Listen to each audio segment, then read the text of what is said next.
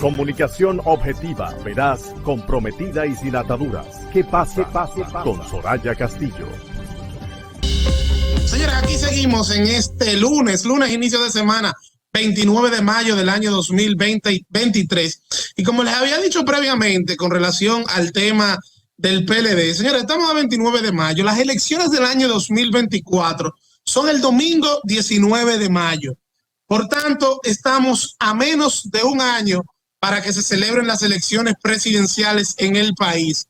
No es secreto para nadie que el Partido de la Liberación Dominicana viene enfrentando uno de sus mayores retos, porque si usted se pone a ver, luego que el PLD llega al poder por primera vez en el año 1996 con Leonel Fernández, el PLD ha vivido o vivió una luna de miel con la población dominicana.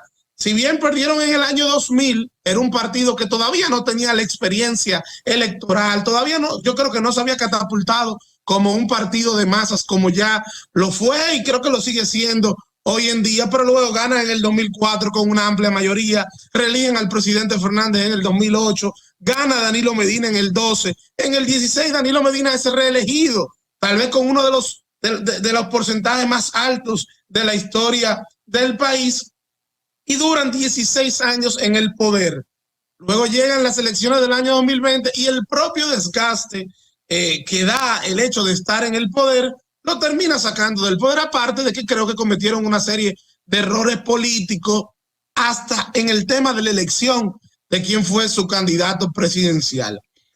Tras esa derrota del 20, el PLD ha tenido muchos obstáculos, muchas piedras en el camino, sobre todo por el tema del combate a la corrupción que ha estado promoviendo este gobierno, específicamente desde el Ministerio Público, que ha involucrado a muchos exfuncionarios del gobierno del PLD.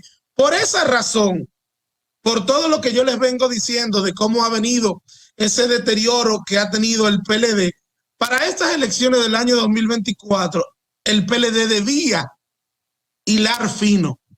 Y si no está hilando fino, debe empezar a hacerlo. Y yo creo que ellos eran tan conscientes de eso, que fíjense cómo se adelantan a prácticamente todos los partidos y hacen una llamada consulta en el mes de octubre del año pasado, en el cual dicen, el que resulte ganador de esta consulta va a ser el candidato que vamos a abrazar para las elecciones. Es decir, en el año 2022, desde octubre del año 2022, ya el PLD sabía que Abel Martínez iba a ser su candidato para las elecciones del año 2024. Ahora bien, todo aparentemente, a pesar de la gran mayoría con la que ganó Abel en esa consulta del 22, todo luce indicar que Abel no capta todo el apoyo dentro del partido. Aparentemente no todas las figuras importantes de ese partido consideran que Abel es el indicado para ser el candidato a la presidencia. Muestra de ello es que tan solo meses después que nombran a Francisco Javier García como su coordinador de campaña, que fue coordinador de campaña de Danilo, que lo fue de Leonel, que ha ganado múltiples elecciones, entonces Francisco Javier hace así y dice, renuncio, no puedo seguir porque yo no puedo estar trabajando con dos equipos al mismo tiempo. Aquí el candidato tiene su equipo y yo tengo mi equipo. El candidato tiene su estrategia y yo tengo la mía. De manera tal que no lograron unir las estrategias que podría tener y que pueda aportar el candidato, lo cual es válido, con las estrategias de Francisco Javier García, y eso dio el divorcio de estas dos personas. Y tomando en cuenta que se trata de Francisco Javier García, eso tiene un impacto importante. Francisco Javier García, miembro del comité político y además tal vez la figura más importante, no solo del partido, sino la figura más importante del país, siendo coordinador, siendo jefe de campaña y siendo un jefe de campaña exitoso. Yo creo que ahora mismo no existe en el medio político dominicano una figura con el nivel de éxito, gústele usted o no le guste, que ha tenido Francisco Javier García dirigiendo campañas electorales. Así que eso es un golpe duro, quieras o no, a Abel Martínez y sus aspiraciones a la presidencia. Entonces, lo peor de todo es que luego hay como una confusión dentro del mismo partido. Un palos a ciegas, tú no sabes quién va a ser. Se dice que Danilo, ahora que es el propio Abel que se va a dirigir. Caramba, aparte de Francisco Javier, más nadie quiere dirigirle la campaña a Abel Martínez. Eso llama todavía mucho más la atención, porque ¿quién no quiere estar de mano derecha de la figura que tú entiendes o que tú debes entender va a ser el próximo presidente de la República? Pregúntenle a Roberto Fulcar, que fue el jefe de campaña de Luis Abinader, si hubiese cedido ese puesto. No, para nada. Es que el jefe de campaña es tal vez una de las figuras más importantes o más cercanas al candidato, futuro presidente, si resulta electo, y que luego va a ocupar una posición muy importante dentro de ese eventual gobierno.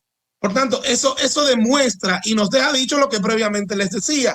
Aparentemente no hay una unidad monolítica en el PLD alrededor de Abel Martínez, lo cual es grave con miras a las elecciones del año 2024 y que por vía de consecuencia, entonces caemos en lo que yo les comentaba en días pasados y por lo que yo no veo tan claro el escenario de una segunda vuelta electoral, a pesar de que al día de hoy Abinader en prácticamente ninguna de las encuestas, digamos, de credibilidad anda con un sólido 50+1 de los votos.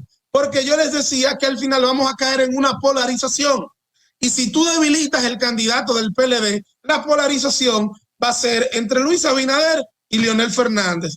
Y por tanto, en esa polarización, uno de los dos se va a quedar con el 50%+1 de los votos y se irá en una primera vuelta. Y yo entiendo que la fuerza del pueblo es consciente de ello.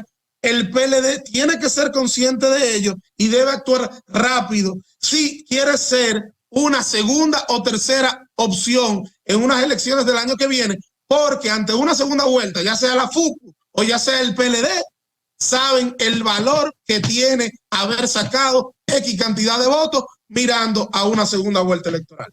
Comunicación objetiva, veraz, comprometida y sin ataduras. Que pase con Soraya Castillo.